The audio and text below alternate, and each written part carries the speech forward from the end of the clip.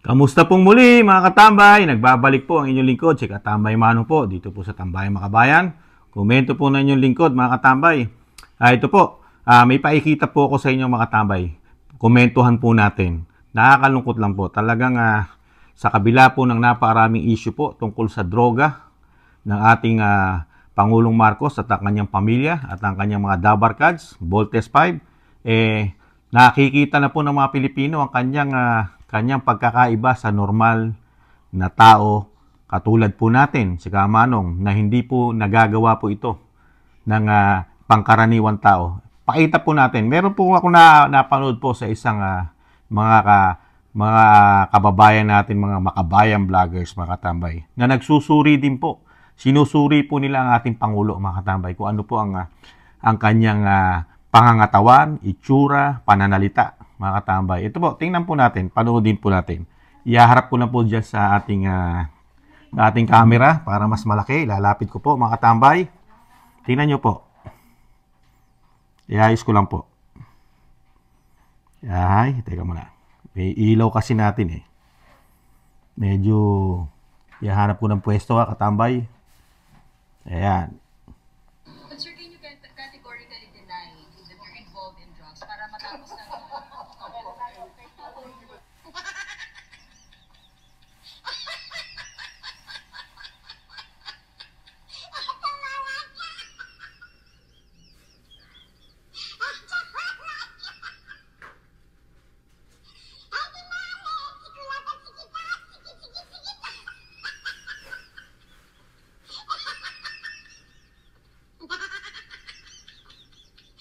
But sir, can you categorically deny that you're involved in drugs para matapos na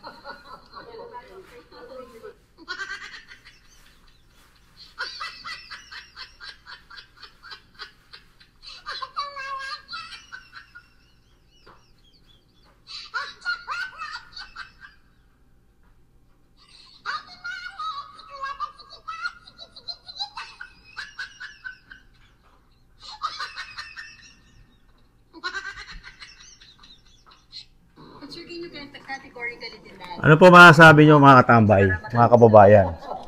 Sa nakita po natin, nakita ko. Kayo po, ano po napansin nyo sa itsura po ng pinaka-powerful po na politiko na binigyan po natin ng karapatan para maglingkod sa atin sa pinakamataas na pwesto sa ngayon ng ating gobyerno. Isang commander-in-chief na siya ang magbibigay ng sinasabing proteksyon at isa pa, yung seguridad, siyempre, lalo sa pamumuhay natin at yung siyempre security ng kapayapaan sa ating bansa at siyempre, lalo-lalo sa ekonomiya ng ating bansa para yung ating bansa ay hindi malugmok, di ba, sa kahirapan at siyempre, kailangan natin ng isang commander-in-chief nasa normal at nasa ayos na pangkalusugan at syempre po, lalong-lalo na, hindi po involved sa droga, mga katambay. At lalong-lalong hindi sana gumagamit ng pinagbabawal na gamot o itong drugs, mga katambay. Kayo po, sa napanood po natin ngayon, mga katambay, sa napanood ko, kasi tinignan ko pong mabuti na ito po yung mga interview niya po ito, mga nakaraang pang interview. Kaya po, mga katambay, nakakalungkot lang. Kasi yung itsura, hindi naman po siya niretoke.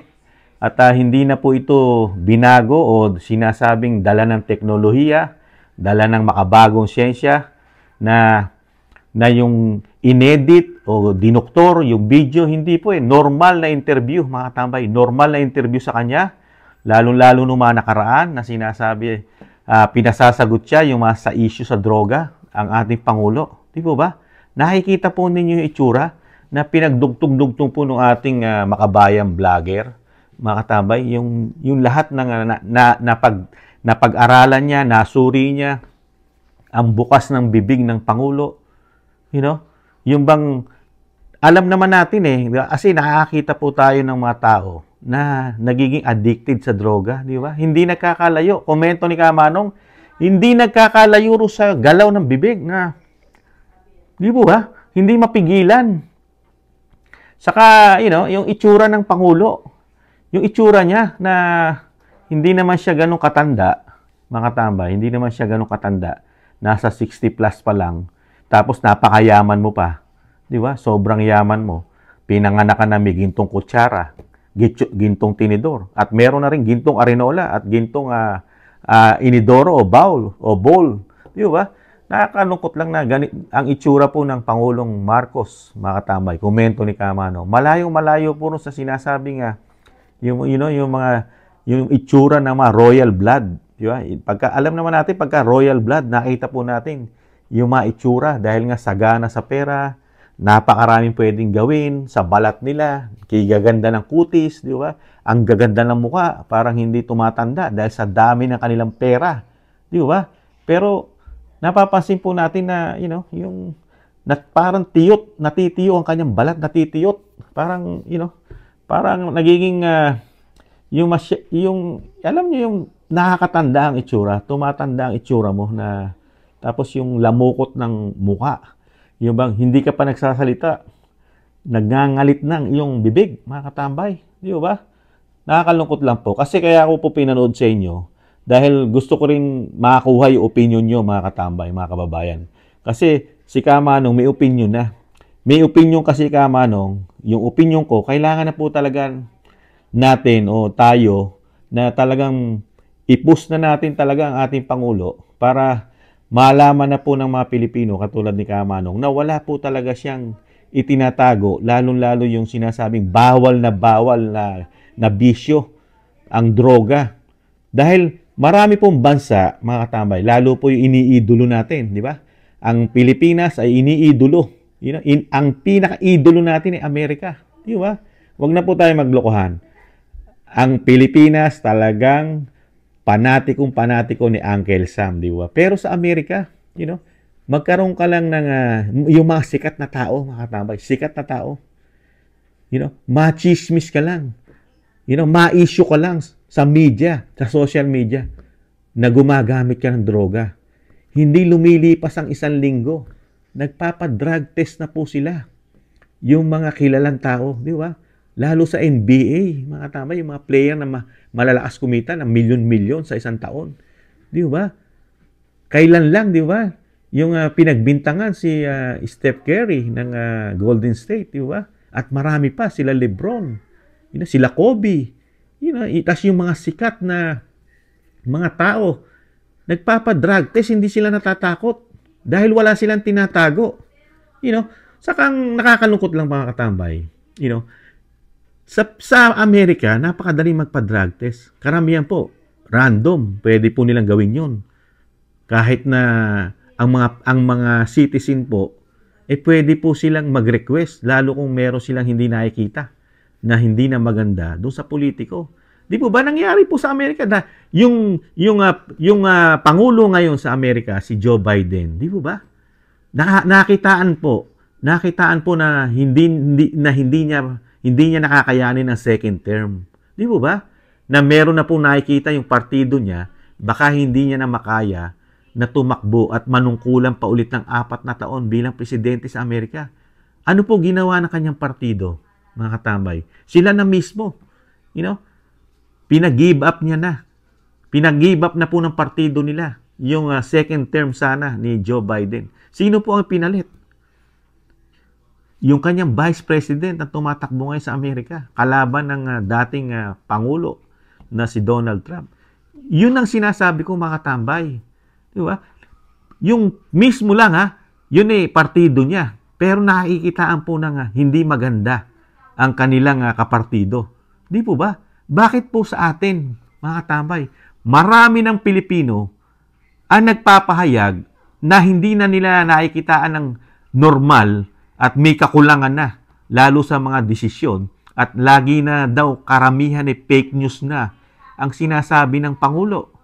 Napakarami na po niyang fake news na sinasabi, sabi ng ating mga kababayan.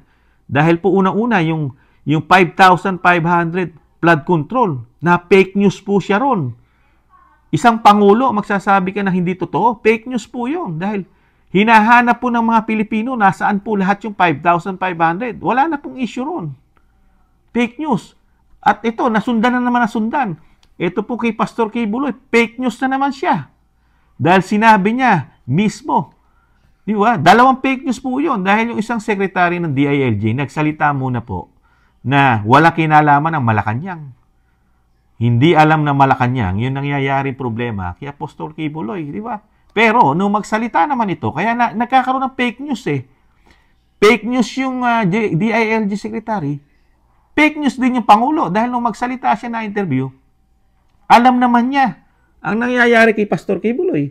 Dahil mismo siya pinatotohanan niya na pumasok doon yung mga kapulisan ni walang dala kahit ano. Walang dala kahit isang barel. Pero napakarami nagpatotoo, lalo ang miyembro ng Kingdom of Jesus Christ ni Pastor Kibuloy na napakarami po nga naipasok doon na barel. At sari-sarit may mga tear gas pa, mga tamay. Kaya fake news. Yun ang sinasabi ni Kamanong. Ikaw, isang pangulo, dapat lahat ng sasabihin mo sa taong bayan, dapat laging walang fake news, di ba? Laging totoo. Dahil ikaw na yung pangulo kumpleto ka sa asset, kumpleto ka sa pera. Apakalaki ng confidential fund mo para makapagpahayag ka sa amin at magre-release ka ng statement na fake news. Di mo ba?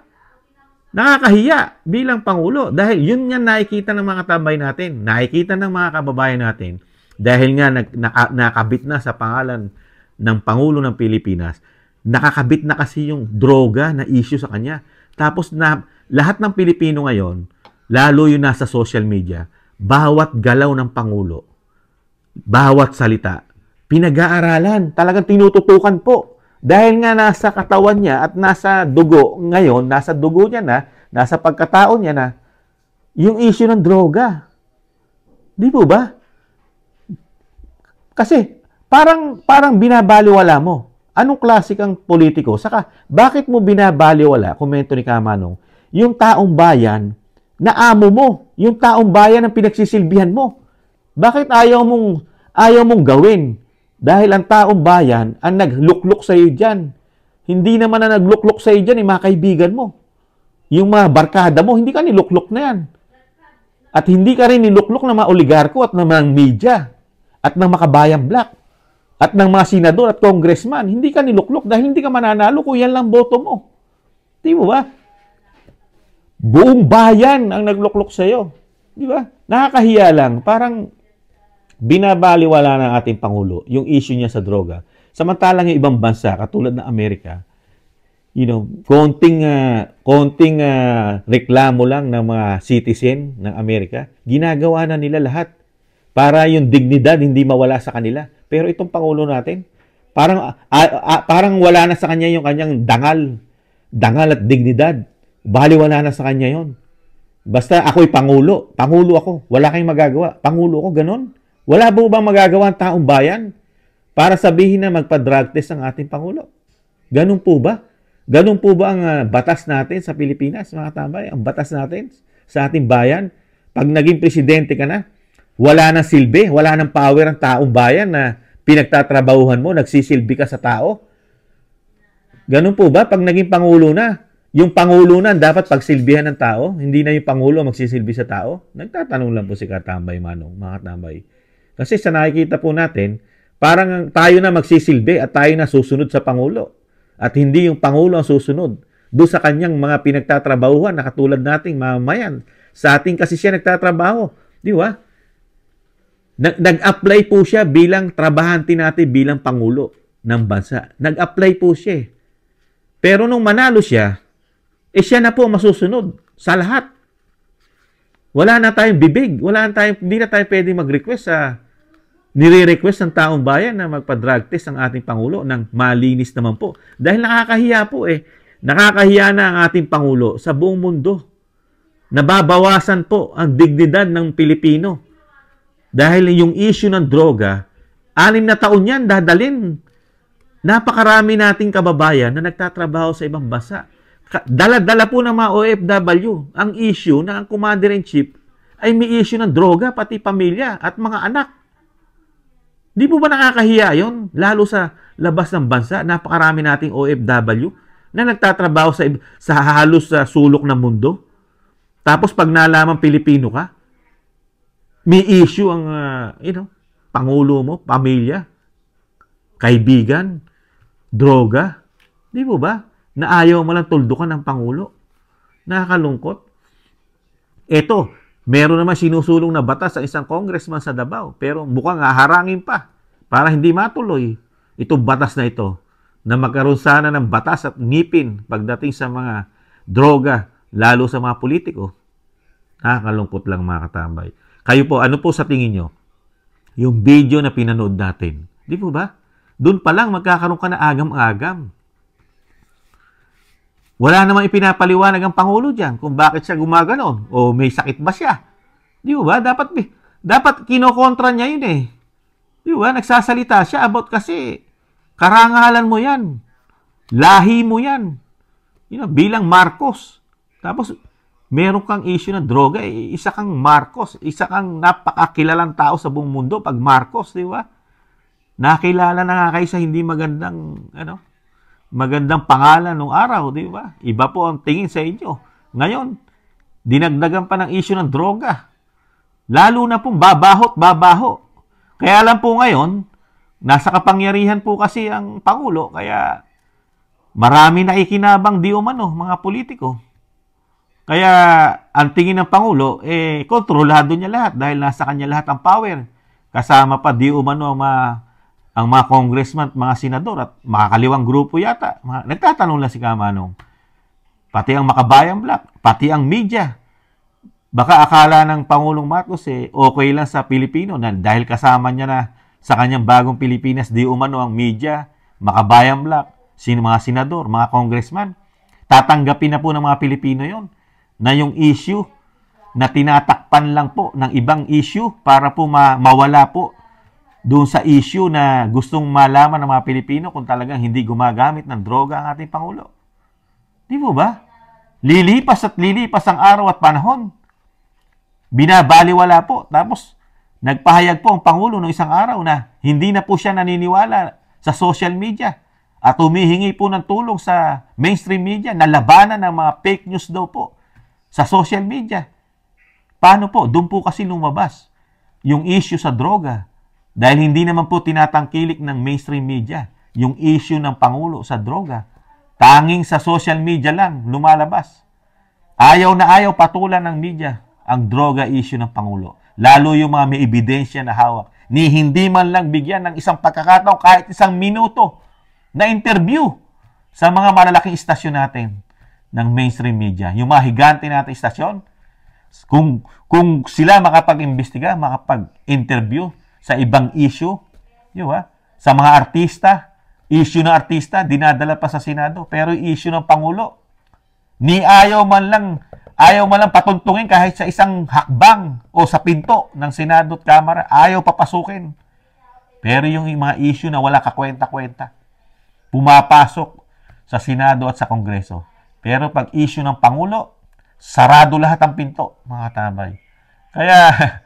Kaya ang taong bayan tuloy, nagtatanong at nagtataka. Di ba? Kaya ang tingin po sa Pangulo, hindi mawawala talaga at mababawasan ang respeto po sa kanya ng mga Pilipino.